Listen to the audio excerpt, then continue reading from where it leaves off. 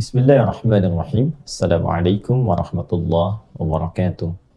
Saudara-saudariku, apa kabar? Semoga kita semua senantiasa dirahmati, dimuliakan, dan diridhoi oleh Allah Subhanahu wa Ta'ala dalam berkehidupan sampai dengan detik ini.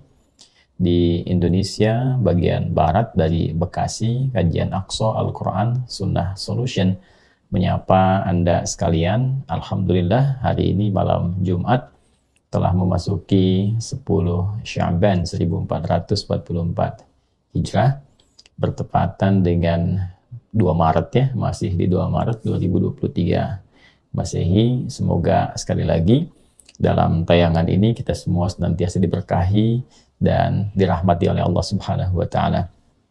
Teman-teman sekalian, di pertemuan malam hari ini kita akan mencoba melanjutkan kembali kajian Aqsa kita dari pertemuan yang lalu.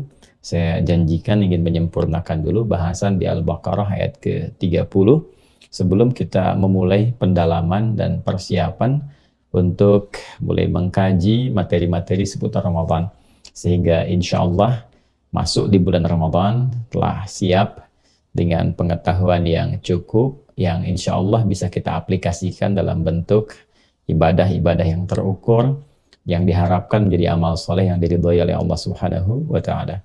Sebelumnya tentu kita bermohon kepada Allah, semoga apa yang akan kita pelajari diberikan taufik, bimbingan oleh Allah, sehingga mudah untuk dipahami, benar untuk dimengerti, dan mudah untuk diamalkan dalam berkehidupan kita.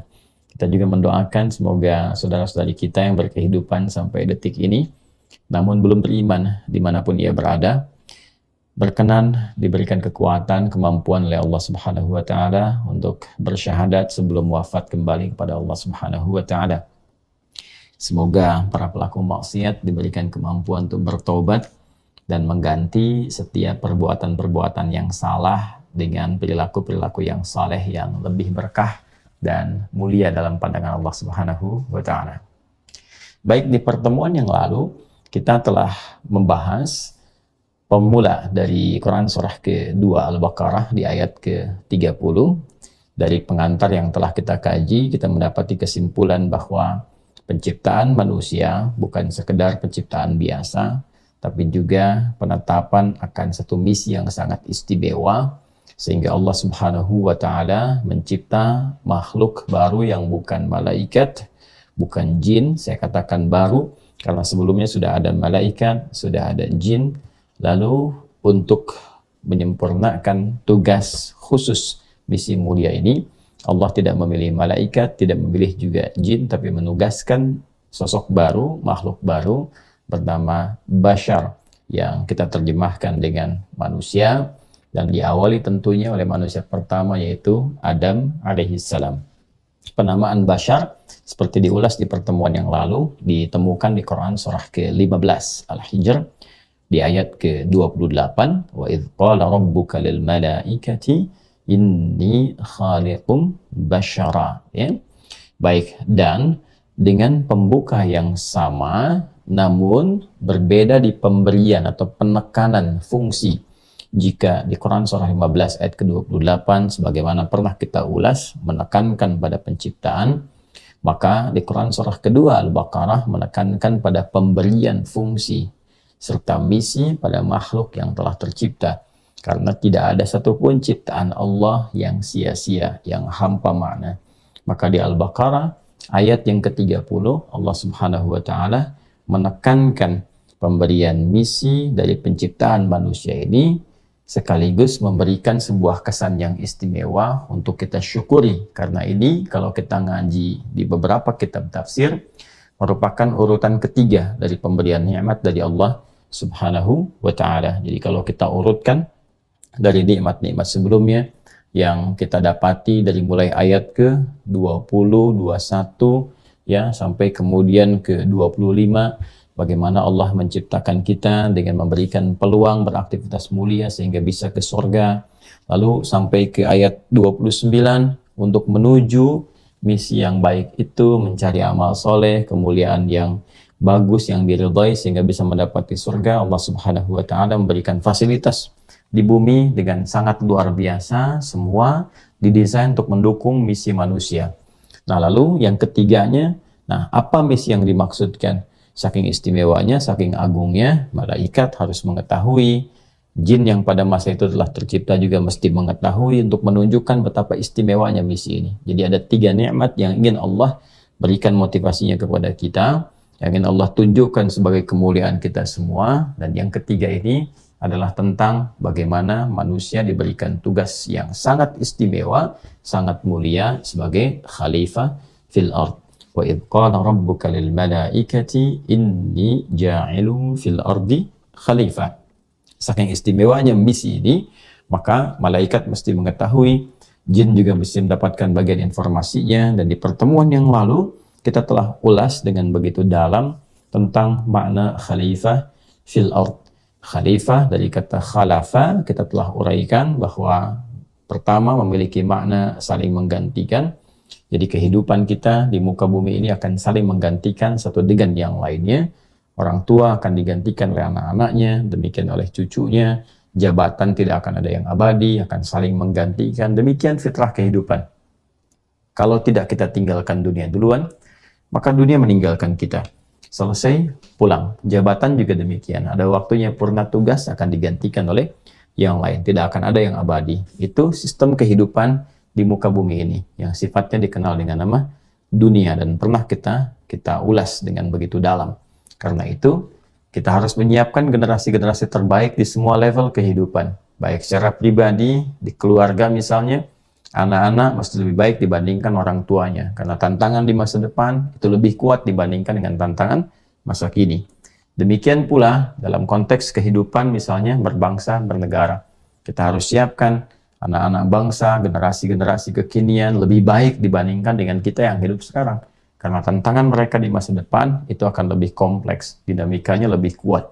Karena itulah Al-Quran memberikan pesan-pesan kepada kita dengan sangat kuat bagaimana menyiapkan generasi terbaik ini. Pertemuan lalu telah kita ulas, jangan sampai mereka lemah setidaknya dalam 3 hal yang pokok. Lemah sisi keimanannya, yaitu spiritualnya, karena ini akan mengendalikan baik itu pikiran sampai dengan ke fisik. Ya kan, pikiran merumuskan sesuatu itu dari perintah hatinya. Kalau kata hatinya A, maka dirumuskan oleh pikiran. Kalau dia baik, maka rumusannya akan baik, fisik mengeksekusi. Ya kan? Oh, ini besok nanti akan ada misalnya pertemuan seorang tokoh besar akan mengajar. Maka hatinya menginstruksikan, kamu harus ikut pertemuan jam 8, kamu bangun dari mulai jam 4, siap-siap tahajud, sholat subuh, siapkan berangkat karena tempatmu jauh, kan? Maka merekonstruksi. Ya, pikirannya mengkonstruksikan, lalu fisiknya mengeksekusi. Tapi kalau kemudian isinya kotor, maka yang terlahir pun hal-hal yang buruk. Ya, pencurian, korupsi, ya, diperintahkan oleh bagian nafsunya, lalu ilmunya semakin tinggi, semakin luas, merumuskan bagaimana pencurian yang besar, bagaimana supaya tidak terdeteksi dan sebagainya, karena bersumber dari yang kotor. Ya, oleh sebab itulah titik tertinggi seseorang adalah ketika ia mampu membersihkan keadaan jiwanya, dan itu dilakukan dengan pendekatan spiritual, bukan dengan pendekatan intelektual. Intelektual itu untuk mengatur akal. Jadi, untuk mengatur jiwa, hati, itu pendekatannya adalah pendekatan spiritual. Dan berbahagianya pernah saya sampaikan di pertemuan lalu, bahwa kita saja konfigurasi kebangsaan kita, ya kan? Penyusunan dasar kenegaraan kita menempatkan nilai spiritual sebagai tempat yang pertama. Ketuhanan yang Maha Esa di Pancasila, kan? Dan pernah saya utarakan, dibawa ke pasal-pasal lainnya pun, nilai spiritual adalah tempat yang tertinggi. Sehingga perhatian tentang moral, tentang etik, ya, tentang bagaimana berakhlak mulia dan seterusnya, itu ditempatkan sebelum pengetahuan. Sehingga diharapkan orang-orang yang pintar dengan moral yang kuat, punya karakter moral yang tangguh, itu kepintarannya dibawa untuk hal-hal yang bermanfaat dalam kehidupan. Lalu kemudian adalah kuat di bidang pengetahuan, jangan sampai lemah intelektual. Dan yang ketiga adalah kuat dalam bidang ekonomi. Jadi kalau sudah imannya kuat, kemudian intelektualitasnya juga tinggi, ekonominya kuat, dia tidak tergantung pada orang lain, tidak meminta-minta, maka yang seperti itu yang diharapkan akan tangguh mengelola kehidupan ke depan. Ini adalah hidup saling menggantikan. Jadi pastikan teman-teman sekalian dalam kehidupan kita di keluarga, dengan amanat di sekolah, setiap generasi angkatan mesti lebih baik karena tantangannya itu lebih kompleks ke depannya. Nah, setelah itu, mana yang kedua, khalifah fil ard juga bisa berarti yang memakmurkan, menyukseskan, membangun, mengelola untuk membangun, ya.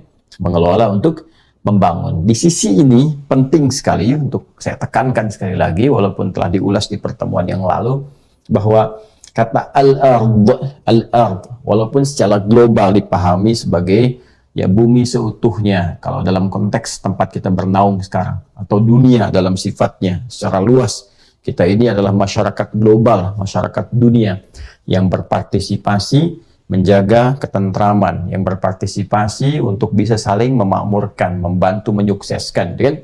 Gambarannya kan demikian. Ya, dalam konteks tata kehidupan global. Tapi untuk menyukseskan itu semua kan mesti ditarik ya ke lokal masing-masing, ke region masing-masing. Dalam konteks ini kita tarik dari masyarakat dunia ke kebangsaan kita, ke Indonesia. Jadi sebetulnya ayat ini juga ayat tentang bagaimana kuatnya mencintai satu negeri, merawat satu negeri, kan, memakmurkannya, menyukseskannya. Nah ini kalau kita kembali lagi kepada keyakinan kita sebagai seorang muslim dan pengamalan dari dasar-dasar kebangsaan kita, baik di Undang-Undang Dasar 1945 ayat 29 ayat 1, pasal 29 ayat 1, juga pasal 29 ayat 2, gitu kan, yang pernah saya sampaikan, negara berdasar atas ketuhanan yang Maha Esa, pasal 29 ayat 1, pasal 29 ayat 2, negara menjamin kemerdekaan tiap-tiap penduduk untuk memeluk agamanya masing-masing dan beribadah menurut agama dan kepercayaannya. Itu, kalau kita tarik ini dalam konteks pemahaman kita sebagai seorang muslim, bahwa ketika beribadah dijamin oleh negara, dan konteks beribadah dalam Islam juga termasuk memakmurkan, menyukseskan, membangun negeri. Ya, jadi berbahagialah satu negara bila ada muslimnya di dalamnya. Karena dalam Quran ada doktrin bagaimana mencintai, menjaga, memakmurkan, menyukseskan tempat dia berpijak, negara tempat dia bernaung. Ya. Maka kembali ke sini, siapapun yang tinggal berkehidupan, kita tarik ke konteks keindonesiaan. Saya sebagai muslim misalnya, passion saya di keulamaan, ya, sifatnya intelektualitas, penguatan spiritualitas, dan seterusnya. Maka tugas kita adalah ini, Indonesia nih. Tugas paling dekatnya. Bagaimana membangun negeri ini, bagaimana membimbing masyarakatnya untuk menyatu, sama-sama kembali untuk membangun, yang belajar balik lagi. Seperti di pertemuan lalu, pernah kita bahas. Ya kan? Turun ayat-ayat yang belajar, ayo pulang ke kampung halaman. Kemudian bangun kampungnya, bangun negerinya. Kan? Makmurkan, yang Quran surah 9 ayat 122. Nah, kembali dalam konteks ini, maka kata khalifah adalah bagian dari tanggung jawab kita semua, membangun, memakmurkan negeri, menyukseskan, sehingga merasakan kebermajuan di tempat kita berpijak. Jadi Islam itu agama maju. Ya, risalah keislaman itu risalah yang berkemajuan, risalah yang membangun peradaban. Maka dari itu ketika teman-teman riset, silahkan riset dan dicek. Dari mulai era kenabian dan pasca itu yang mewariskan kurikulum berkehidupan, dibawa kemanapun pasti tempatnya maju. Silahkan cek. Ya, dibawa ke Afrika, Afrika Utara, maju tuh Afrika Utara. Ya, betapa peradaban kan muncul juga di Mesir, datang nilai keislaman lebih indah lagi. Kemudian di Libya maju, Tunisia maju dengan koirawannya, di Maroko dengan Fesnya. Ya kan, majunya luar biasa. Bahkan di situ ada kampus yang sangat fenomenal, termasuk kampus pertama yang didirikan oleh Fatimah binti Muhammad Fihr, ya kan, yang mendesain bagaimana kurikulum yang bagus, fakultas yang beraneka ragam dengan toga ya, yang didesain oleh beliau juga. Makanya kenapa warnanya hitam, yang asalnya kan 4 sisi itu, yang sekarang jadi 5. Ya kan, coba dilihat lagi dari segi perspektif sejarah, ya. Balik lagi, ya, sampai dari situ nanti ke Eropa. Dengan jejaknya yang dapat dilacak dari Andalusia, Iberia, yang sekarang Spanyol, Portugal. Ya, bisa diketahui bagaimana di setiap tempat Islam itu ya memberikan pencerahan kepada para pengikutnya untuk membawa kurikulum, memajukan di tempat dia tinggal. Ya, makanya kalau kita belajar dari perjalanan itu, umat-umat Islam sekarang pun, khususnya misalnya kita nih, saya, Anda, kita yang ada di Indonesia, atau yang terhubung dengan kami di sini, ada tuan-puan saudara-saudariku yang di Malaysia, Brunei Darussalam, juga di tempat di mana dia berpijak, sebagai seorang muslim bangun negerinya, ya kan? Makmurkan di semua sisi kehidupan. Ya, kita berkhidmat, berbakti, dan niatkan sebagai ibadah. Ya, apa nih yang Allah amanahkan di kita? Apakah levelnya birokrasi, ya, ada di kepemimpinan, apa di diplomasi, apa eksekutif atau legislatif, atau misalnya masyarakat dengan tugas-tugas tertentu, di bisnis, kami yang di pengajar, semua bersatu. Bersatu punya visi ke depan bangun. dan niatkan sebagai ibadah karena Allah Subhanahu wa taala. Itu keindahannya, ya. Nah, bagian ketiga yang belum kita ulas di pertemuan yang lalu adalah, teman-teman sekalian, ini yang mau saya detilkan. Ya. Jadi yang pertama, peran yang saling menggantikan. Nih poinnya, saling menggantikan. Nih sudah kita turunkan dengan adanya penguatan, ya, di bidang pengetahuan, ilmu. Kemudian sebelumnya nanti ada iman, spiritual. Kemudian kita temukan juga di bidang ekonomi dalam hal harta benda. Ya. Nah, penguatan ini tentunya dalam konteks menyiapkan generasi, ya, yang siap membangun negeri, yang akan saling menggantikan. Tadi telah saya uraikan. Yang kedua, nah, makna khalifah juga berarti pembangun, penyukses, sukses, kan? Yang memakmurkan, yang membangun. Ya. Nah, dalam konteks ini tadi telah kita uraikan, baik sifatnya sebagai warga dunia dalam konteks global, ya, global. Walaupun kita sekarang tinggal di Indonesia, tapi berpartisipasi dalam membangun kedamaian dunia, ketentraman dunia, kesuksesan. Karena itu kita terlibatkan, ya, dalam berbagai konferensi untuk kedamaian, ketentraman, yang macam-macam sifatnya, tentang lingkungan kah, tentang keamanan dunia kah, tentang ekonomi dan sebagainya. Tapi spiritnya harus spirit ini, ya, spirit untuk menyukseskan, bukan ingin menguasai atau memonopoli bagian-bagian tertentu. Itu poinnya. Lalu ini untuk menjadi warga dunia yang kuat, yang tangguh, yang disegani, dihormati, maka dimulai dengan skala lokalnya dulu. Dalam konteks bernegara, berbangsa. Negara, berbangsa. Inilah, jadi dalam Islam itu bukan hanya muncul doktrin bela negara atau bela bangsa, tapi juga makmurkan bangsa, bangun bangsa. Ya, di semua aspeknya. Baik di bidang misalnya pendidikan, telah saya uraikan, turunnya Quran surah 9 ayat 1, 22, 122 di ayat surah ke-9, surah At-Taubah, kan? Wa ma kana al-mu'minuna liyanfiru kaffah falawla nafara min kulli firqatin minhum ta'ifah liyatafaqahu fid din wa liyunziru qaumahum idza raja'u ilaihim la'allahum yahdharun. Ya, tidak semua orang beriman itu berpartisipasi dalam sifat-sifat perjuangan militer. Mesti ada di antara mereka yang fokus untuk menguatkan pengetahuannya, dia merantau, belajar. Silakan yang ke Amerika, yang ke Perancis, yang ke Jerman, ya kan? Demikian yang agamanya misalnya berangkat ke Al-Azhar di Mesir, ke Madinah, ke Mekah, ke Libya, misalnya ke Tunisia, ke Maroko, silahkan. Tapi waliyunziru qaumahum idza raja'u ilaihim. Mereka belajar sampai paham lalu pulang. Untuk apa? Membangun negerinya. Ya, bangun kampungnya, bangun daerahnya. Ajarkan lagi supaya ada generasi-generasi yang paham dan siap membangun. Itu yang hebatnya, ya. Di semua aspek. Nanti di Quran itu ditemukan aspek ekonomi, aspek politik, kemudian keamanan, ketentraman, pengetahuan ini.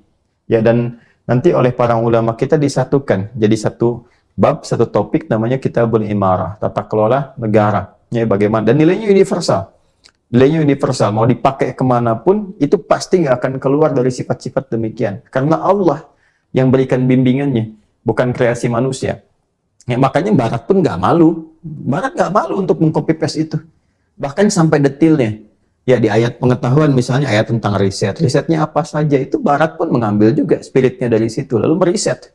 Ya, nanti kita bisa pertajam di aspek-aspek yang lain ketika muncul ayatnya nanti, ya.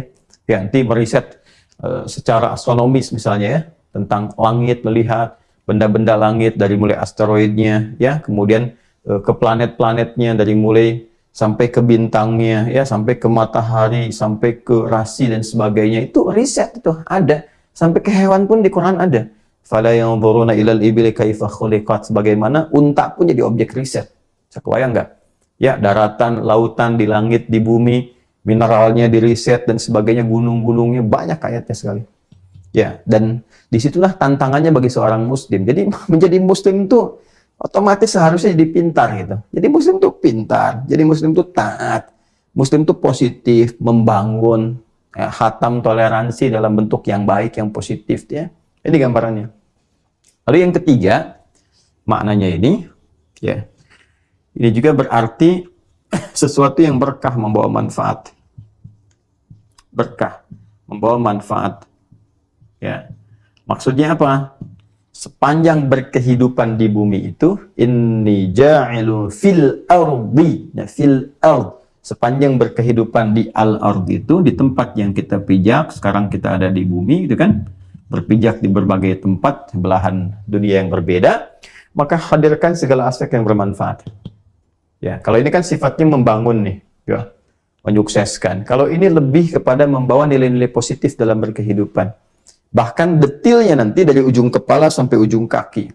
Ya, makanya makhluk yang bernama manusia ini ketika diberikan oleh Allah petunjuk untuk berperilaku dalam berkehidupan dari ujung kepala sampai dengan ujung kaki, maka aspeknya itu lebih kepada aspek manfaat.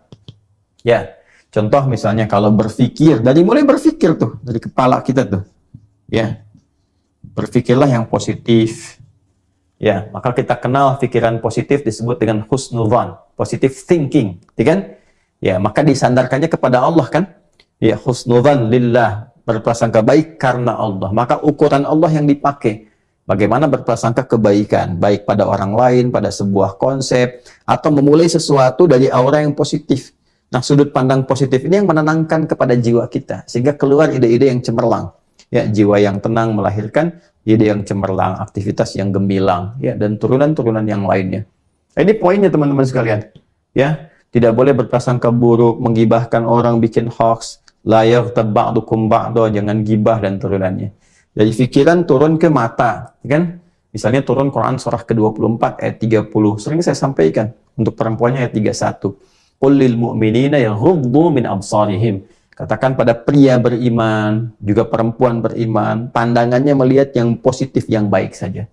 Bila yang dipandang tak baik, maka palingkan.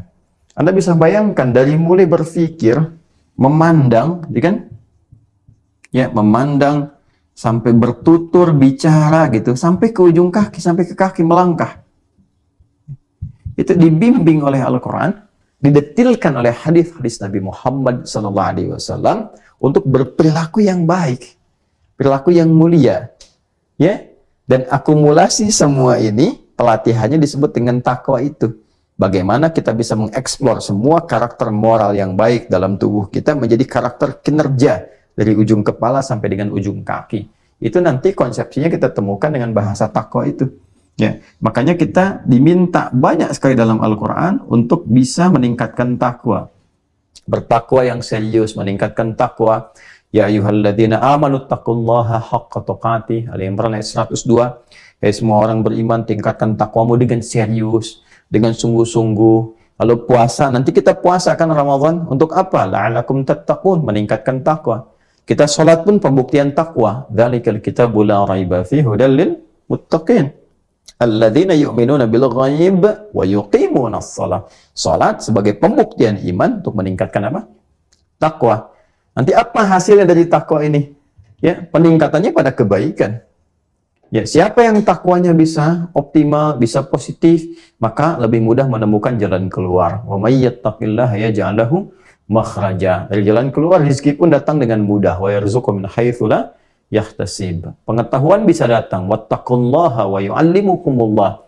Tingkatkan takwamu kepada Allah, maka pengetahuan mudah Allah ajarkan. Kebahagiaan bisa diraih. Wattaqullaha la'alakum tuflihun.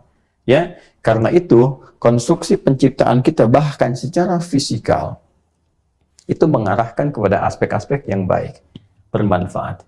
Jadi yang saya maksudkan korelasinya, masih ingat di pertemuan-pertemuan yang lampau, memberikan kesan keistimewaan yang dalam pada sosok bernama manusia. Jadi manusia itu istimewa. Ya, istimewa. Saking istimewanya, misi kehidupannya pun wakat dengan nilai-nilai yang bermanfaat. Karena makhluknya istimewa, dari fisiknya aja ahsana taqwim kok. Laqad khalaqnal insana fi ahsani takwim. Jadi ahsan takwim itu bukan sekedar bagus, tapi ideal menurut fungsi. Secara fungsional itu ideal gitu. Makanya kan beda-beda kita ini. Ya, dari ujung kepala sampai ujung kaki DNA-nya tuh kelihatan beda. Ya, kemudian sidik jarinya tuh udah beda, gitu kan? Ya, walaupun kelihatan mirip-mirip, selalu spesifik ada perbedaannya. Kembar 2, kembar 3, dan sebagainya, tetap akan ada satu identifikasi yang menunjukkan bahwa antara makhluk satu dengan dua ini berbeda. 2 dengan 3 tidak sama. Kan? Dan hebatnya adalah desainnya menunjukkan keistimewaan yang membawa nilai maslahat. Jadi tubuhnya sempurna, secara fungsional pun hanya diarahkan kepada yang baik. Ya, bentuknya secara fisik baik, fungsinya baik.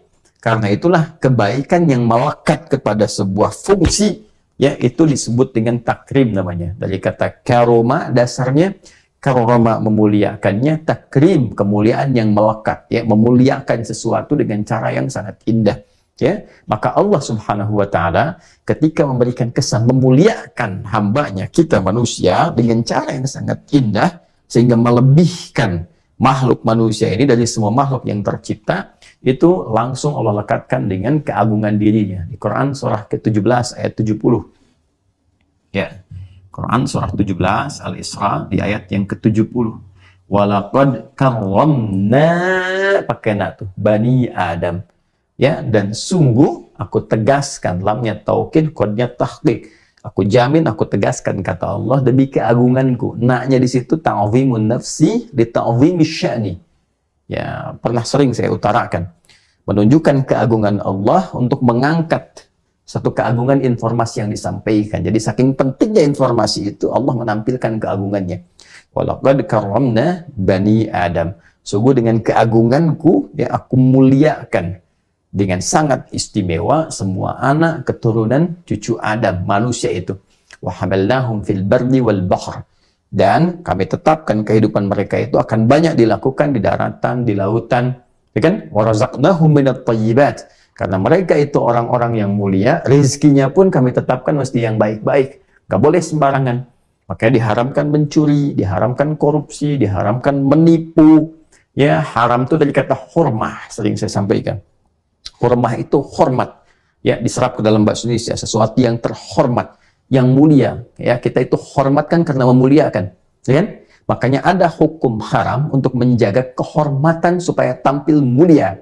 Karena ketika itu dilakukan, maka runtuhlah kehormatan. Ya, jelas ya? Ketika perbuatan itu dilakukan, runtuh kehormatan. Allah nggak mau. Aku ciptakan mulia, aku ciptakan terhormat. Jangan sampai runtuh kehormatan ini. Maka muncullah hukum haram. Ya, haram korupsi. Sebab kalau korupsi nanti runtuh kehormatanmu, hilang kemuliaanmu. Ya, haram mencela, ya kan? Haram untuk menyogok, ya. Haram untuk apa lagi? Bertikai dan sebagainya, dan perbuatan besar-besar lainnya yang jelas manusia pun mencelanya. Kenapa? Untuk menjaga keistimewaannya. Ya, wa faddalnahum 'ala katsirin mimma khalaqna tafdila, dan aku lebihkan dari semua makhluk yang pernah tercipta, kata Allah. Itu jelas. Nah, kemuliaan itu akan diikat dengan nilai-nilai ini. Salah satunya asas manfaat ini, poinnya.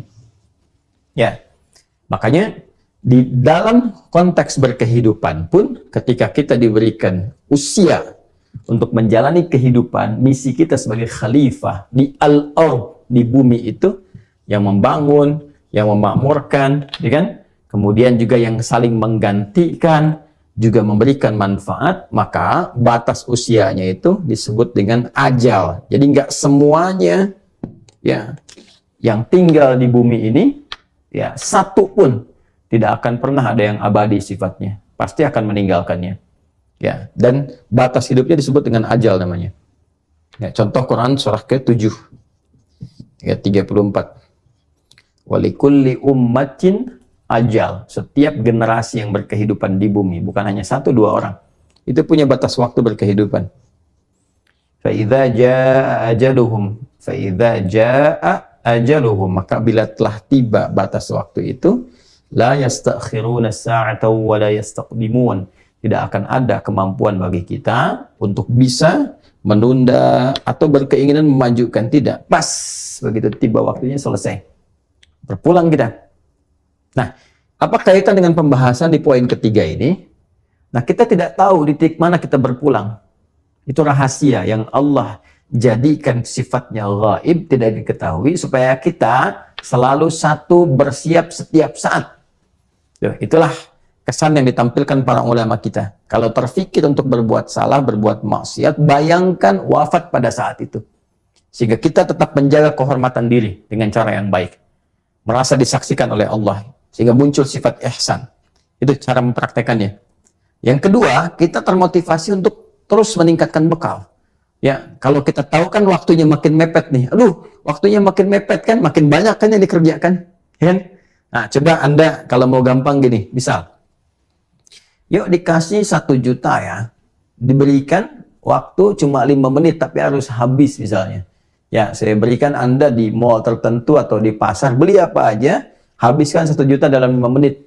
Ya, Anda kan melihat-lihat mana yang mau dibeli kan, terus cepet-cepet tuh kan, pengen ngumpulkan, waktu semakin tipis, semakin pengen terus. Ya kan, karena berlomba kan. Nah, demikianlah ketika waktu ajal kita dirahasiakan dan kapan saja bisa berpulang, ini memberikan kesan motivasi yang kuat. Cepat. Kumpulkan sebaik-baiknya sebelum waktunya tiba. Nah, ketika bertanya bagaimana cara mengumpulkannya, bagaimana cara menggunakan ajal sehingga bisa manfaat dengan baik, maka perjalanan menuju titik akhir ini, itu yang disebut dengan umur namanya. Tuh. Jadi bahasa Indonesia tuh. Dari kata amara. Ini makmur. Amara ya'muru. Ya kan? Bahwa amir wa dzaka ma'mur. Ya? Makmur. Teman-teman, asalnya dari kata umur. Umur itu dasarnya, maknanya adalah makna awalnya, sesuatu yang bermanfaat. Ya. Dewan Kemakmuran Masjid. Ya, asalnya bukan keramaian. Ya, tapi kumpulan orang-orang yang punya visi tujuan untuk membuat program yang bermanfaat di masjid. Jadi bukan cuma ramai, kalau ramai di pasar juga ramai, di mall juga ramai, ya. Tapi di masjid itu keramaiannya bermanfaat. Bagaimana makmum merasakan kenikmatan dalam sholat karena imamnya bagus, maka memilih program imam-imam yang berkualitas, yang bagus bacaannya, yang menyentuh kepada jiwa, gitu kan?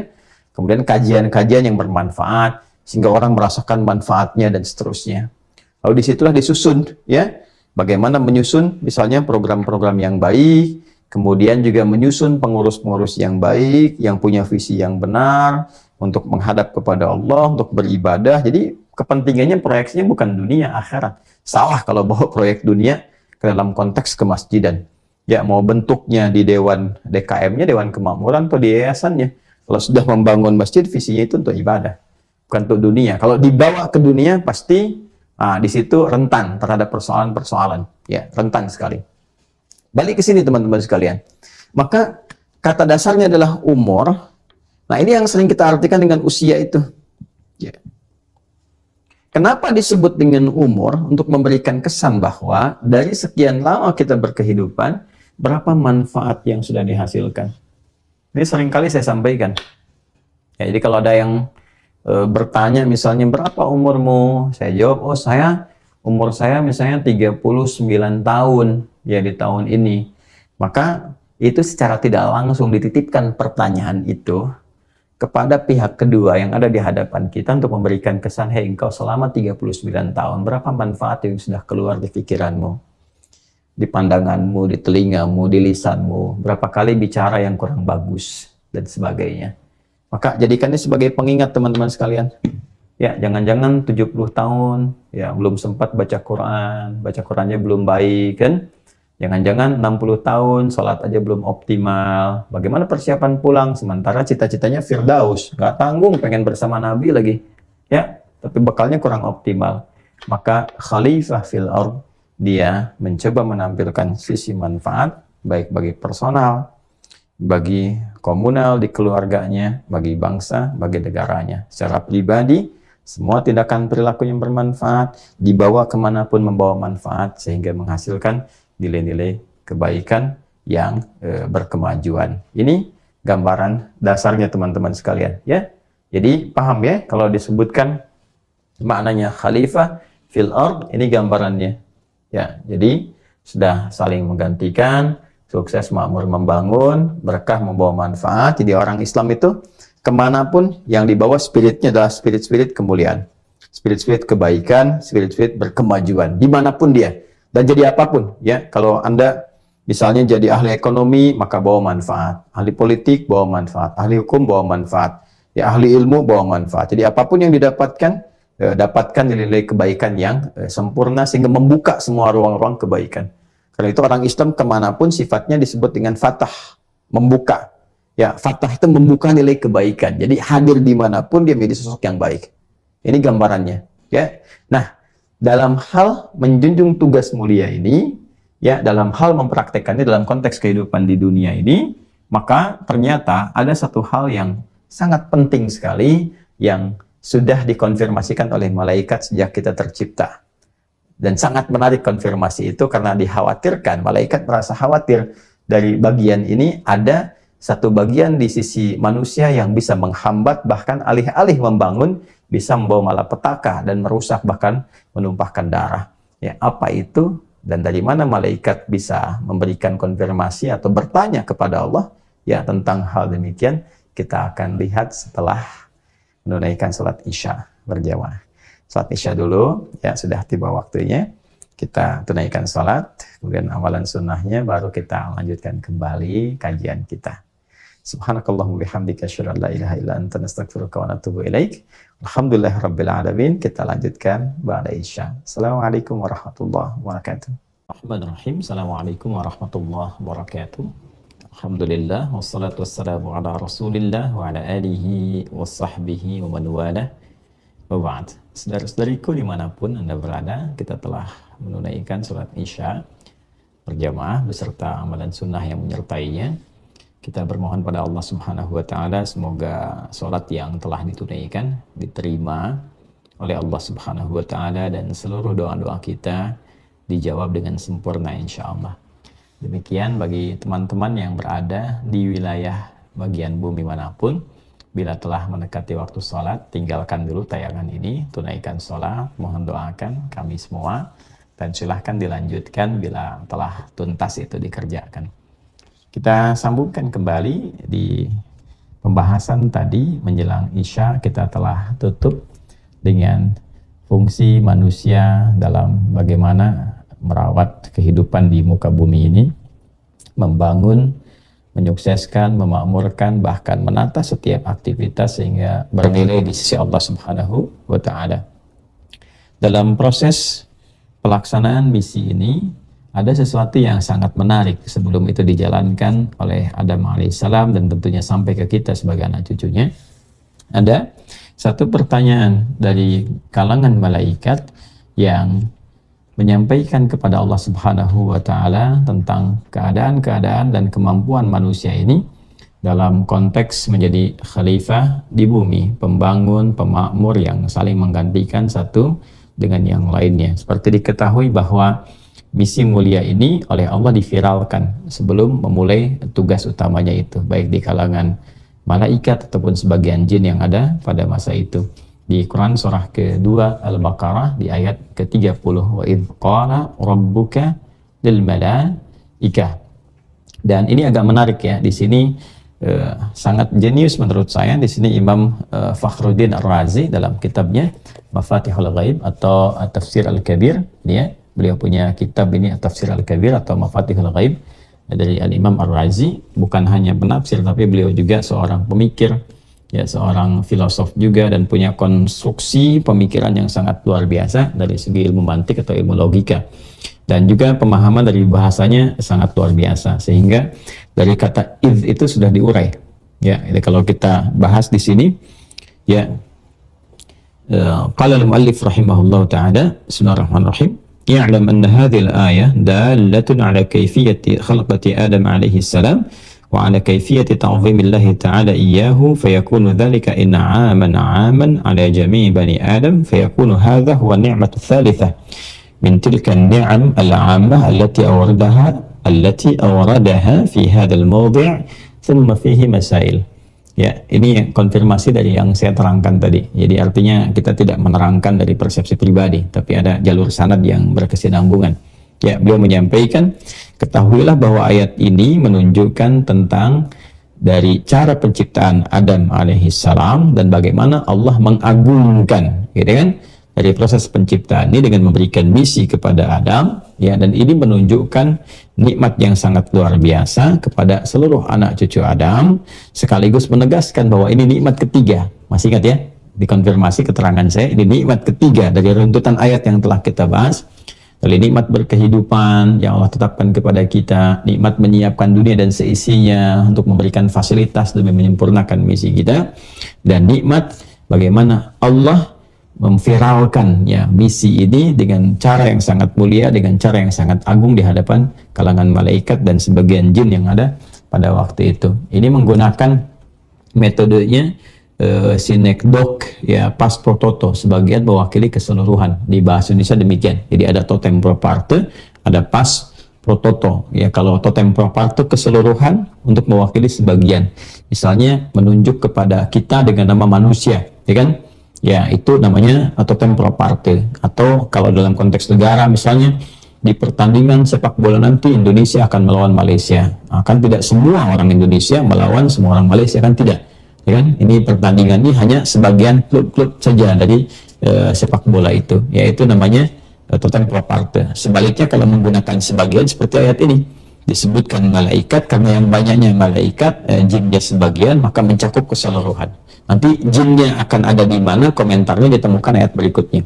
Ya, terkait dengan kata if di sini, ya ada beberapa pembahasan kata beliau. Fi if ya, qaulani, dalam kata if-nya ada dua hal. Ya, dalam pendekatan tetap bahasa Arab biasa, seakan-akan itu hanya tambahan yang hampa makna gitu ya dari bahasa Arab biasa, bukannya ada di Al-Quran. Tapi karena Al-Quran tinggi, dia punya nilai. Ya, kita teruskan dulu. Ahaduhuma ya annahu silatun zaidah illa anil araba ya'taduna at-takallum biha wal Quran nazala bi lughatil Arab. Ya, jadi ini hanya penyambung dari yang sebelumnya. Ya, kalau di dalam bahasa Arab itu nyaris untuk kata tambahan yang hampa makna. Ya, jadi ada untuk nyambungkan dengan kalimat sebelumnya, ya, disambungkan dengan id, tapi hanya untuk penyambung saja. Maknanya untuk penyambung. Jadi hampa dari makna yang lainnya. Di selain Quran. Tapi dahsyatnya Quran karena ini firman Allah. Maka setiap kata pun, setiap huruf itu punya makna. Ya, apa di antara kedahsyatan maknanya? Ya, di antaranya kita bacakan langsung ke intinya saja, ya kan? والثاني أن الله تعالى قد كشف ذلك في كثير من المواضع كقوله. Nah, ini ya, kalau kita baca yang sebelumnya, وهو الحق أنه ليس في القرآن ما لا معنى له وهو نصب بإضمار أذكر. Kemudian والمعنى أذكر لهم قال ربك للملائكة فأضر هذا لأمرين. Baiknya, jadi makna itu dalam konteks ayat ini ada makna yang tersembunyi di dalamnya untuk menginfokan kepada kita yang baca. Ya, seakan Allah menyampaikan ulqur lahum ya Muhammad sallallahu alaihi wasallam. Itu maknanya ya Muhammad sallallahu alaihi wasallam, infokan, viralkan tuh kepada umatmu betapa tinggi dan agungnya Allah dalam memberikan misi kepada mereka berkehidupan di dunia. Jadi kita itu udah dapat motivasi. Di baru baca kata id aja kita udah dapat motivasi bahwa kita ini makhluk hebat, makhluk mulia, statusnya tinggi. Nanti kita lihat kalau kita sukses malaikatnya hormat dengan sujud dan sebagainya. Sujudnya itu hormat, ya, hormat kepada kita atas perintah Allah Subhanahu wa taala. Jadi membangun kepedean dalam diri kita. Dan nanti ini yang akan kita bawa. Tidak ada satu pun kegiatan di muka bumi ini kecuali ada potensi dalam diri kita untuk menguasai dan menyelesaikannya. Apapun itu. Nanti kita akan lihat. Ini jadi muslim itu optimis. Jadi manusia itu mesti optimis, ya, mesti kuat, ya. Apalagi menjadi seorang muslim dan insan yang beriman. Jadi dari kata idza sudah memberikan sinyal. Ya. Lalu selanjutnya apa? Wa idz qala rabbuka lil malaikati inni ja'ilun fil ardi khalifah. Teruskan dulu. Ya. Jadi maknanya tadi untuk memberikan kekuatan, motivasi untuk diviralkan, disampaikan. Nah, ini padanannya di beberapa ayat Quran yang lainnya. Ya, seperti tadi saya bacakan di awal. Ya, di sini Allah Ta'ala qad kashafa dzalika fi katsirin minal mawadhi' ka qawlihi, contohnya misalnya wadhkur akha 'adin idz anzara qaumahu bil ahqaf, di surah Al-Ahqaf di ayat ke-21, ya kan? Dan Muhammad viralkanlah, ya, sebutkanlah tentang kisah saudara-saudaranya Ad, penduduk, ya, di masa Nabi Ad itu bertugas sebagai nabi, ya, ketika beliau mengingatkan kaumnya itu di sekitaran mereka yang punya tempat-tempat istimewa dekat bukit-bukit yang di Pahat itu, ya di Ahqaf, ya di wilayah Yaman kalau kekinian ya. Nah, dengan ayat yang lain juga wadhkur abdana Daud, ya, dan Muhammad SAW ya kan, kisahkan tentang hamba kami yang soleh yaitu Daud alaihissalam. Quran surah Sad itu di ayat ke-17 ya kan. Nanti banyak sekali dalam Quran yang menggunakan metodologi yang serupa, ingin memberikan kesan bahwa setiap hurufnya punya makna, ya, setiap hurufnya itu tidak hampa dari nilai-nilai yang bisa kita gali. Nah, apa kaitan dengan malaikat di sini? Saya ingin konfirmasikan dulu sehingga kembali kepada topik bahasan kita. Teman-teman, kita kenali dulu ya. Di sini ada sesuatu yang menarik ya, pembahasan yang keduanya. Siapa itu malaikat? Ya kan? Mungkin kalau teman-teman ngaji di Mira yang online yang tentang pembahasan akidah, subtopik yang kedua itu saya bahas dengan rinci sekali. Dari mulai asal katanya, dari mulai dasarnya, maknanya apa sampai ke tugas-tugasnya. Dan ini konfirmasinya ada dalam tafsir ini juga ya, secara singkatnya. Saya pernah sampaikan kata malaikat itu jamak dari kata malak. Ya, dari bentuk tunggalnya malakun, bentuk tunggalnya. Ya, seperti di Quran surah Yusuf, surah ke-12 ayat 31. Kalau kita baca dari yang tengah itu ya, wa qulna hasya ya lillahi ma hadza basyara in hadza illa malakun karim. Dan perempuan-perempuan sosialita itu ketika dikumpulkan oleh istri pembesar Mesir pada saat itu dan melihat keagungan, ketampanan, keistimewaan Yusuf, mereka mengatakan, wah ini sih bukan manusia, ini sosok malaikat ya, yang pernah menyamar seperti manusia, gitu kan? Nah, satu sosok satu ya bentuknya tunggalnya disebut dengan malakun namanya. Malak ini yang diberikan tugas, ya, yang diutus, ya, sama dengan kalau kita bawa ke dalam konteks pemaknaannya seperti risalah, gitu kan? Ya, utusan dari langit ya membawa tugas tertentu yang diberikan oleh Allah Subhanahu wa taala, kewenangan tertentu, tugas tertentu. Ya, kita baca misalnya di sini, al-malaku asluhu minar risalah. Ya, yuqalu adakani ilaihi ay arsalani ilaihi. Wal ma'lakah wal alukah ar-risalah wa asluhu al-hamzah min ملأكة حذفت الهمزة وألقيت حركتها على ما قبلها طلبا للخفة لكثرة استعمالها. قال صاحب الكشاف الملائك جمع ملأك على الأصل كالشمائل في جمع شمال وإلحاق التاء للتأنيث الجمع. Nah, ini menarik sekali ya. Jadi malaikat asalnya dari kata malak, malak itu senafas semakna dengan kata risalah. Ya, apa bedanya? Bedanya apa? Kalau risalah yang diutus, ya, utusan, sifatnya utusan namanya, ya kan? Nah, yang membawa atau memiliki utusan itu, message, pesan itu disebut dengan rasul namanya. Bawa untuk disampaikan, didelegasikan, ditetapkan dan seterusnya. Kalau malakun ya yang mendapatkan tugas dengan kewenangan spesifik di bidangnya saja. Ya, karena itu malaikat ya jamaknya itu malaikat jamaknya. Kalau kita urutkan, setiap malaikat itu punya fungsi-fungsi sendiri yang nggak bisa kemudian dia pergi ke tempat lain atau tupoksinya melangkahi tupoksi dia untuk mengambil tugas yang lain, nggak bisa. Ya, jadi malaikat tuh ya satu tugas itu aja. Kalau tasbih aja, tahmid aja. Ya, kemudian kalau ada yang jaga surga aja, jaga neraka aja, cabut nyawa itu aja. Ya. Walaupun yang dicabut misalnya Fir'aun, bosan ngelihatnya, jengkel, tetap aja yang nyabut itu. Nggak bisa tukeran. Jibril jengkel banget nih katanya orang, kamu aja yang cabut, nggak bisa. Nggak bisa maksiat. La ya'sunallaha ma amarahum wa yaf'aluna ma yu'marun. Itu tugasnya. Quran surah 66 ayat yang ke-6. La ya'sunallaha ma amarahum, nggak bisa maksiat, nggak bisa pindah tugas, tetap ya apa yang ditugaskan itu yang dilakukan. Kemudian wayaf'alu dan yu'marun dan mengerjakan tupoksi dengan sempurna. Itulah malaikat. Ya, jadi di sini ingin memberikan kesan bahwa malaikat yang disampaikan di dalam ayat ini bukan semua malaikat. Artinya malaikat satu sampai terakhir juga. Tadi kan ada yang tugasnya hanya untuk tawaf ya, di dekat lingkaran arasy gitu kan. Nah, kemudian ada lagi yang untuk bertasbih, bertahmid, ada yang untuk menyampaikan wahyu, ada yang iliyun ya di arasy dan seterusnya. Itu luar biasa. Semoga Allah berikan kita kesempatan untuk menikmati semua keindahan itu seperti yang diinformasikan dalam Al-Quran dengan informasi yang sangat akurat dan pasti kebenarannya. Ya kan? Nah, di titik ini Ya, ketika disebutkan malaikat, kita nanti akan diberi informasi malaikat yang mana. Ya, ya, karena tugasnya kan beda-beda malaikatnya. Ada yang tadi menurunkan rezeki, mencabut nyawa, macam-macam. Ini yang mana? Ya, maka disampaikan kepada kita, teruskan. Qalu ataj'alu fiha may yufsidu fiha wa yasfiku ad-dima' wa nahnu nusabbihu bihamdika wa nuqaddisu lak. Nah, ini poinnya.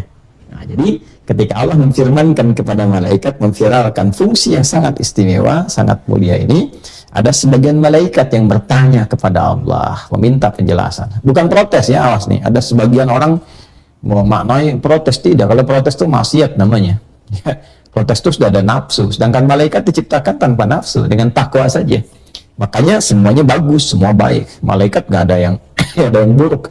Jadi jangan puji malaikat juga, ya, karena malaikat itu sudah baik, sudah pasti baik. Gitu ya, mujinya ke Allah. Sudah pasti baik, sudah pasti sempurna. Jelas ya? Nah, jadi di sini bukan protes, tapi ingin mengajukan pertanyaan, kan? Mengajukan pertanyaan, mengonfirmasi keagungan Allah Subhanahu wa Ta'ala. Maka qalu, para malaikat itu bertanya kepada Allah, ataj'alu fiha man yufsidu fiha. Kalau kita nggak pakai tajwid, kita bacakan satu-satu. Man yufsidu, kalau kita bacakan ke Quran, tajwidnya masuk. Man yufsidu fiha wa yasfiku ad-dima, ya kan? Wa nahnu nusabbihu bihamdika wa nuqaddisu lak. Ya Allah, mengapa yang ditetapkan untuk jadi khalifah ini, ya, di bumi ini, di al-ard ini, adalah makhluk yang punya potensi untuk merusak, bahkan berpotensi menumpahkan darah, ya. Sedangkan kami hamba-hambamu, ya Allah, gitu kan, nusabbihu bihamdika wa nuqaddisu lak. Kami bertasbih, memuliakan Engkau, memuji Engkau, mentakdiskan, mengagungkan Engkau. Jadi ini malaikat yang dimaksud dan malaikat-malaikat yang bertugasnya memuji, bertasbih, ya, mengagungkan Allah. Jadi ada malaikat yang tugasnya muji, bertasbih aja, mengagungkan Allah aja, dan sebagainya. Ya, paham ya? Jadi di sini berarti ketika Allah menginformasikan misi penciptaan manusia itu, maka diinformasikan dalam suasana yang sangat agung, yang sangat tinggi, yang malaikat pun malaikat-malaikat yang terbatas, malaikat-malaikat yang sangat dekat dengan Allah, kan? Dan ada di antaranya kalangan-kalangan jin yang terbatas tertentu. Nanti kita bahas ketika masuk kepada sesi ayatnya. Maka ini gambaran yang pertama. Yang kedua adalah dari mana malaikatnya mendapatkan gambaran, kan?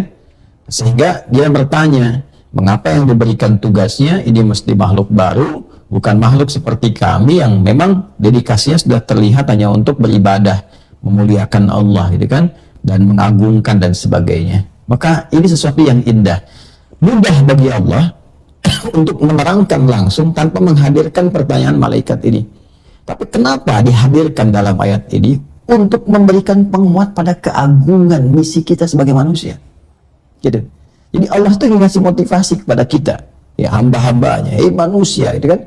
Ini kamu lihat dong, kamu ini agung, ya. Sampai malaikat saja mengonfirmasi keagungan misi kamu ini. Kamu tuh luar biasa. Kalau kamu sukses, kamu mengungguli di atasnya malaikat, di atasnya jin, ya, yang terdekat dengan Allah Subhanahu wa Ta'ala, yang mampu berpotensi mendapatkan sayang dan rahmatnya Allah Subhanahu wa Ta'ala dengan limpahan yang luar biasa, yang tanpa batas, gitu kan. Ya. Masya Allah, walakum fiha ma tashtahi anfusukum. Dan di dalam surga itu dengan rahmat Allah, kamu pengen apa aja tanpa batas diberikan. Rahmat sudah diberikan, ya kan? Nah ini makanya bahagia dan banggalah ketika membaca ayat ini bahwa Allah sangat memuliakan hamba-hambanya, memuliakan kita semua dalam segala aspek kehidupan. Nah, kita kembali teman-teman sekalian, maka di sini ada beberapa pendekatan dari para ahli tafsir yang menerangkan tentang makna ayat ini. Ada yang mengatakan bahwa ada sebelumnya, ya, potensi-potensi yang digambarkan oleh Allah Subhanahu wa Ta'ala dari manusia ini. Jadi ini potensinya ini, ya, dia punya jiwa takwa, dia juga punya nafsunya dan sebagainya. Nafsunya fungsinya begini, takwanya fungsinya begini. Karena itulah kemudian malaikat memberikan satu pertanyaan, kenapa yang diberikan tugas itu makhluk yang punya potensinya adalah potensi yang sifatnya ada yang merusak dari nafsunya. Dari mana membacanya? Ya, jadi yang pertama, Ada yang menyampaikan bahwa Allah telah memberikan penjelasan terlebih dahulu ya, tentang karakter manusia ini yang tercipta. Walaupun tidak ditampilkan secara utuh di ayat ini ataupun sebelumnya tentang peristiwa yang dimaksudkan. Yang kedua, bisa jadi ini didapatkan, dan ini kemungkinan yang paling besar ya, dari diksi yang ditampilkan oleh Al-Quran tentang nama manusia saat mulai tercipta itu. Kan sebelum diberikan fungsi, ya, sebelum diberikan misi, manusia dicipta di Quran surah ke-15 di ayat 28 dengan nama Bashar, kan? Ya kan? Wa idh qala rabbuka lil malaikati inni khaliqun bashara min salsalim min hamaim masnun. Coba deh, waktu itu disampaikan oleh Allah, dicipta makhluk baru namanya Bashar. Malaikat nggak ada yang tanya. Dah, oh itu jelas. Allah menciptakan sempurna, ya. Ada misi, ada fungsinya, ada hikmah dan sebagainya. Jelas. Udah selesai, malaikat nggak nanya tuh.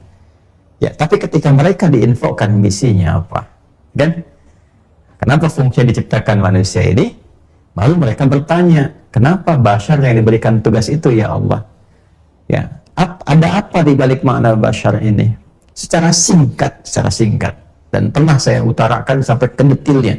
Kalau teman-teman masih jeli menyimak apa yang pernah saya uraikan, manusia disebut dengan 5 nama, salah satunya Bashar, kan? Dan Bashar disebutkan 35 kali dalam Al-Quran, dan bentuk tunggalnya Bashar ini sekali dalam Al-Quran. Bashar itu secara singkat adalah makhluk yang punya dua potensi yang terlihat berlawanan dalam saat yang bersamaan. Potensi takwa, sifat baik, ini juga yang dimiliki oleh malaikat. Yang kedua, potensi fujur, ini yang bisa memberikan dorongan kepada jiwa untuk berbuat yang kurang baik, disebut dengan nafsu. Asalnya ini adalah katalis bagi takwa. Jadi kalau di sini ada sifat baik yang jujur, di sini ada lawannya, misalnya dusta. Di sini ada sabar, di sini ada sifat pemarah yang tidak terkendali, misalnya sifat marah lah. Ya, kalau di sini ada rendah hati, di sini misalnya ada sombong, kan? Jadi dusta diciptakan untuk bisa menjadi katalis bagi jujur, supaya jujurnya muncul. Seperti marah itu diciptakan supaya muncul sabar. Sebab kalau nggak ada marah, nggak ada trigger untuk bersabar. Itu asalnya. Ya, hanya nanti problemnya kalau ini tidak mensupport ke sini. Ya, harusnya kan mensupport. Dengan apa? Dengan ibadah. Dengan ibadah itu dikendalikan fujurnya, nafsunya dikendalikan. Ya kan? Ini kan ada di nafas namanya. Wa nafsi wa ma sawwaha fa'alhamaha fujuraha wa taqwaha. Adanya di nafas, inti jiwa kita disebut dengan nafas namanya. Ini yang pernah saya terangkan. Ini.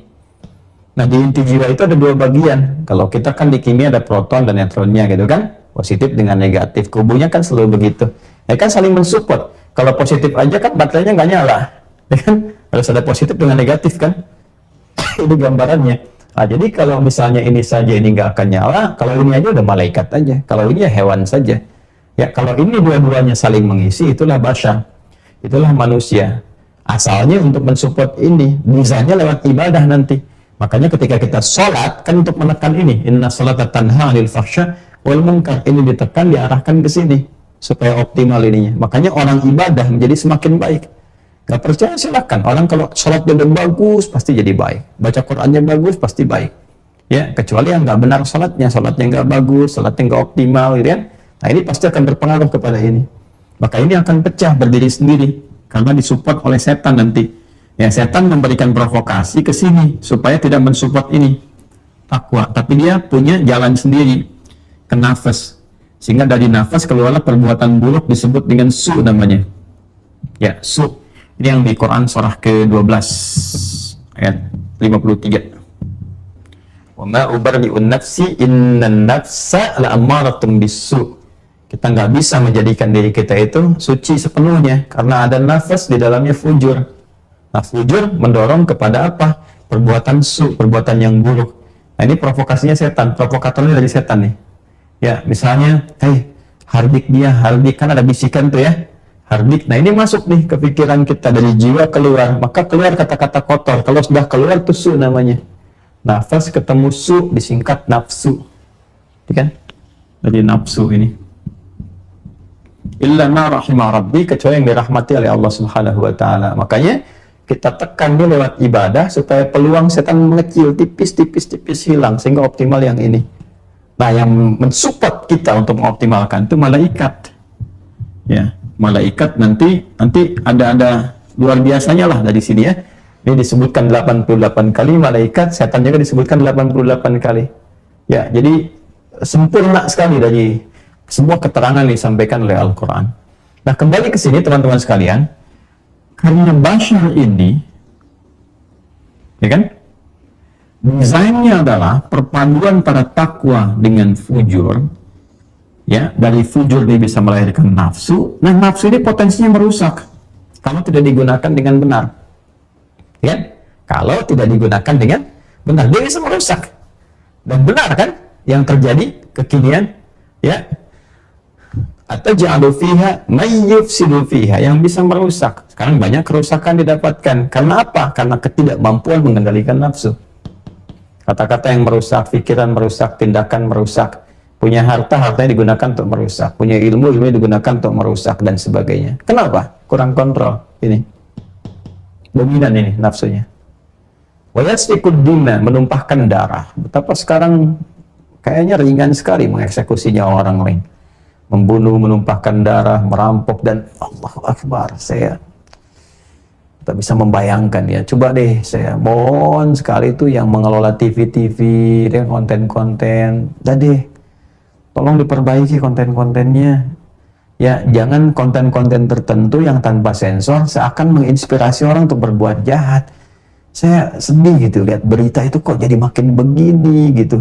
Ya, bukan malah berhenti, tapi variannya makin bertambah, membunuh dengan mengecor, membunuh dengan menembak, membunuh. Jadi kok malah belajar gitu untuk berbuat buruk itu malah dipelajari. Sesuatu yang bahaya gitu kan. Ya, padahal kita akan temukan ayat yang sangat luar biasa, bukan hanya mengecam, ya, tapi juga mengantisipasi dengan ya ancaman-ancaman yang sangat dahsyat. Yauma yaqtul mu'mina muta'ammida fajazauhu jahannam, di An-Nisa 93 itu kan gitu kan. Ya. Siapa yang sengaja merencanakan pembunuhan berencana, maka dijamin neraka jahanam nih, ya. Satu aja korbannya orang beriman, itu seakan-akan pesan kafir neraka jahanam, khalidan fiha, kekal di dalamnya. Wa ghadiballahu alaihi, Allah murka kepadanya, wa la'anahu, dilaknat oleh Allah, wa a'addalahu 'adzaban 'azima, dan dijanjikan siksa berlipat. Apa ada orang yang mengatakan muslim beriman pengen punya cita-cita demikian? Kan mustahil kan? Ini kan marahnya. Nah, jadi sekali lagi, kenapa malaikat kemudian bertanya kepada Allah, kenapa yang dipilih ya Allah makhluk yang punya potensi demikian? Karena kan dia disebut bashar sebelumnya. Nah, ini membacanya dari sini. Ya, walaupun ada sebagian yang mengatakan pernah ada yang bertugas, makhluk sebelum Adam berkehidupan di bumi, terus dia merusak, maka diciptakanlah Adam untuk menggantikan. Saya menghargai itu semua, tapi mungkin belum sependapat dengan turunan-turunan penjelasan demikian. Saya mungkin lebih condong kepada apa yang bisa didapatkan dari Al-Quran saja. Al-Quran begini, hadis seperti ini, itu yang cenderung kita ikuti ya, cenderung untuk bisa dikuatkan. Jadi terlihat bahwa malaikat bertanya kepada Allah, pertama bukan protes, tapi mempertanyakan bagaimana nanti kemampuan makhluk ini untuk mengelola nafsunya, mengelola sifat fujurnya, sehingga tidak diprovokasi ya oleh nafsu itu muncul perbuatan-perbuatan yang buruk. Ya, maka dari itu nanti ketika berkehidupan ada sesuatu desain yang sangat menarik. Bocorannya malaikat langsung diperintahkan oleh Allah gitu kan, selain mendampingi, melihat, juga saat yang bersamaan membersamai pada kebaikan, di samping nanti ada setan yang memprovokasi pada nilai keburukan. Ya, itu gambarannya ya teman-teman sekalian. Nah, kenapa bukan malaikat yang dipilih?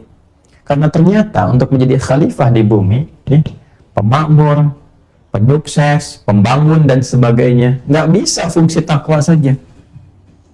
Ya, kalau fungsi takwa saja, nanti dia hanya akan bergerak di satu sisi, nggak punya kreativitas.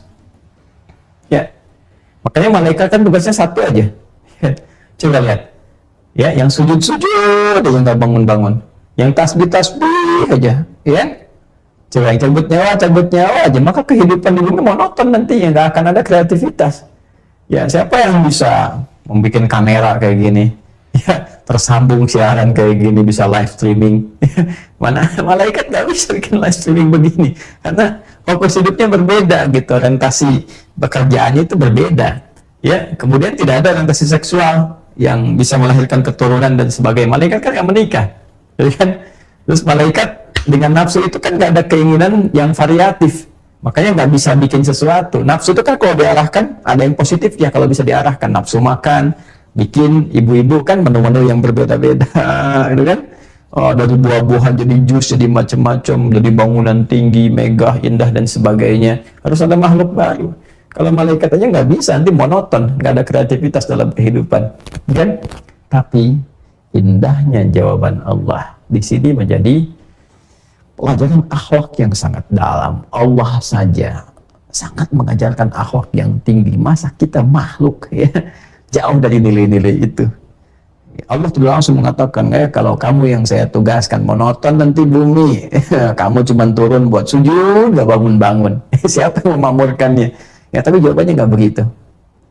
Keindahannya ditampilkan dengan satu keterangan argumentatif yang sifatnya ilmiah, yang memahamkan seluruhnya dan dengan pembuktian yang sangat luar biasa. Qala inni a'lamu ma la ta'lamun. Allah tegaskan, aku telah menyiapkan desain, merancang satu hal yang engkau tidak tahu.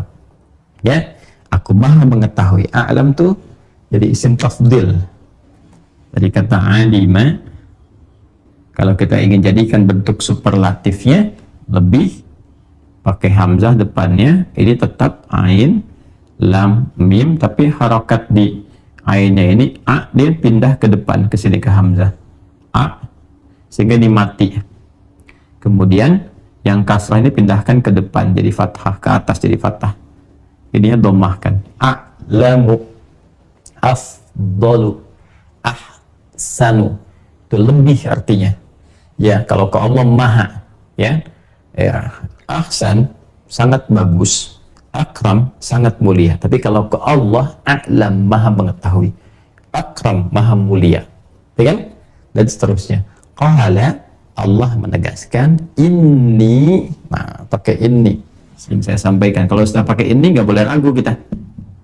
Di malaikat pun langsung oleh Allah ditegaskan dengan menggunakan kata ini. Ya, harfun nasbin wa tawkidin tansibul isma wa tarfa'ul khabara mabniyun 'ala al-fath la mahalla lahu min al-i'rab. Enggak pakai nun wiqayah, langsung kemudian kayak mutakallim ditunjukkan langsung ke Allah penegasannya.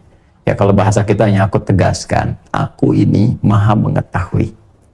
Ya, ma segala, la ta'lamun yang kalian belum ketahui. Kalian belum tahu nih, aku yang tahu karena aku yang buat, aku yang desain, aku yang ciptakan, aku yang segalanya, itu kan yang maha segalanya Allah.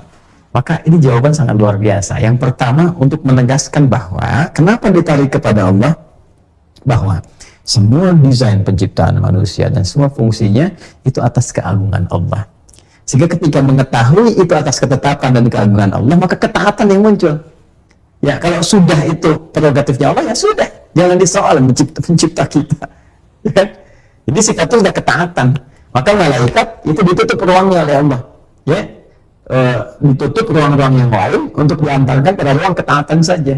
Oh, ya Allah, masya Allah. Dan ketika disampaikan, ini kamu nggak tahu, aku maha tahu tentang desain ini. Artinya apa?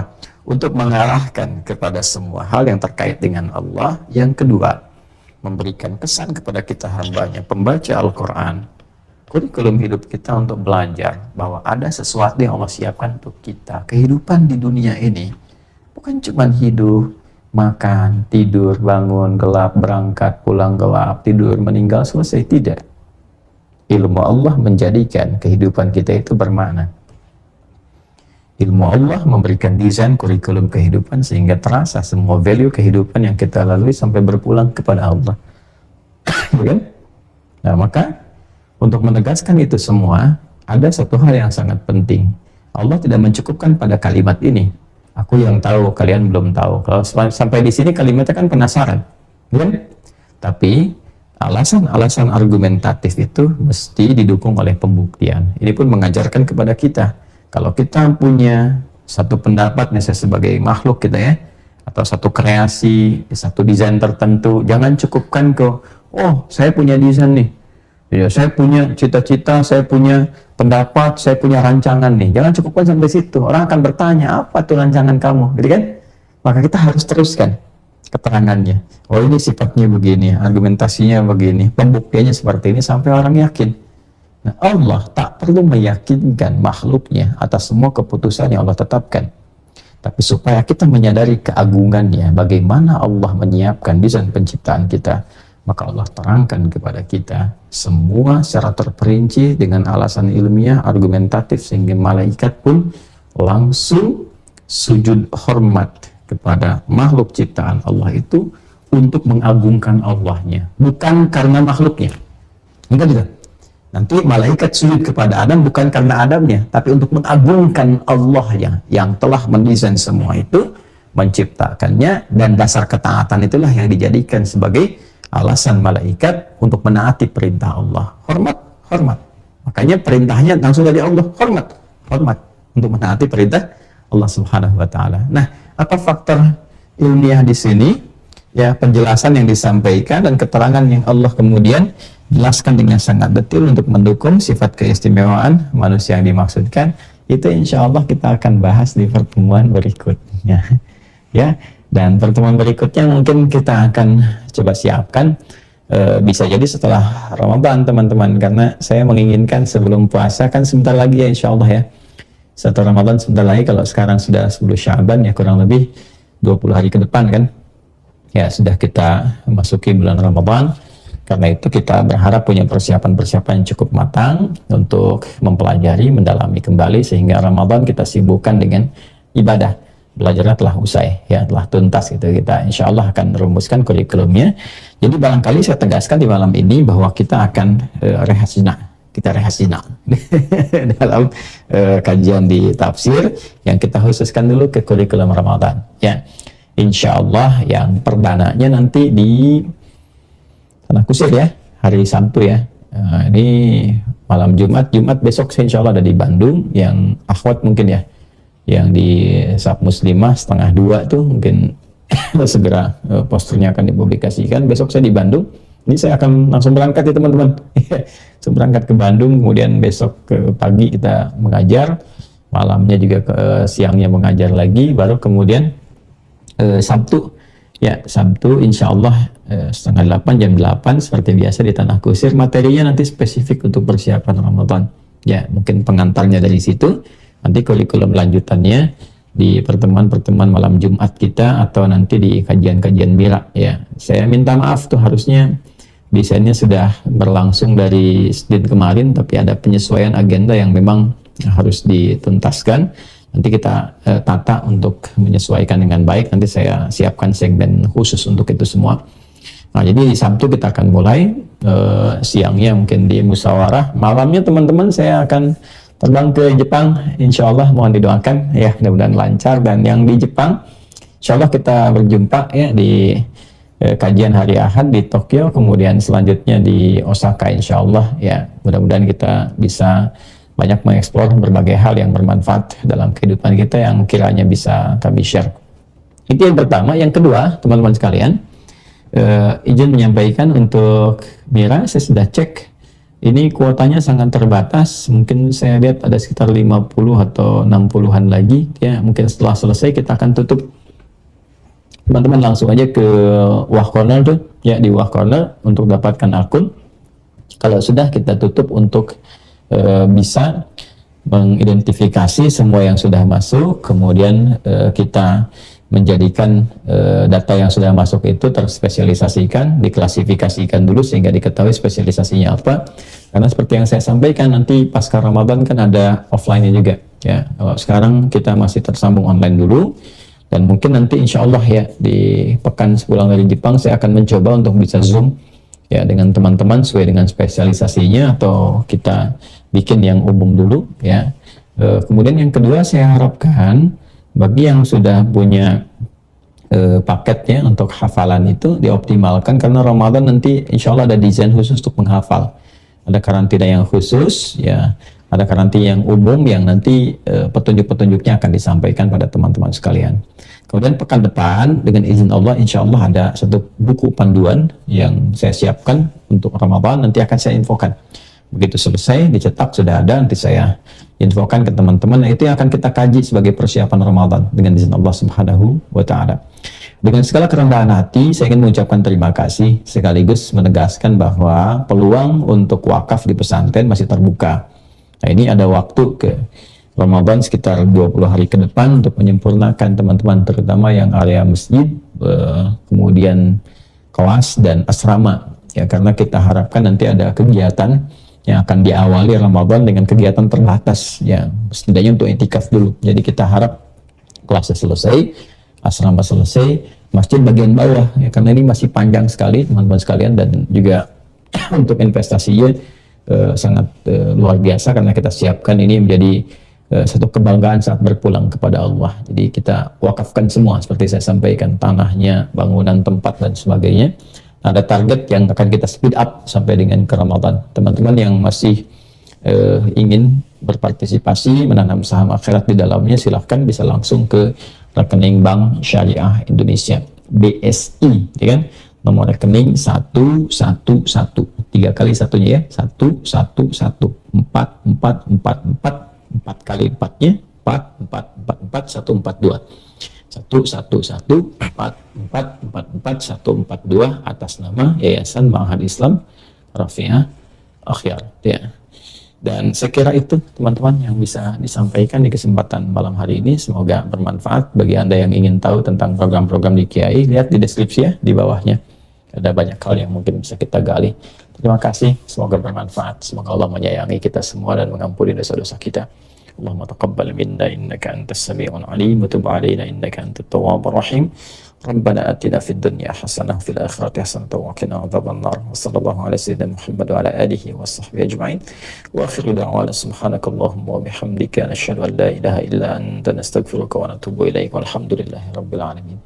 Assalamualaikum warahmatullahi wabarakatuh.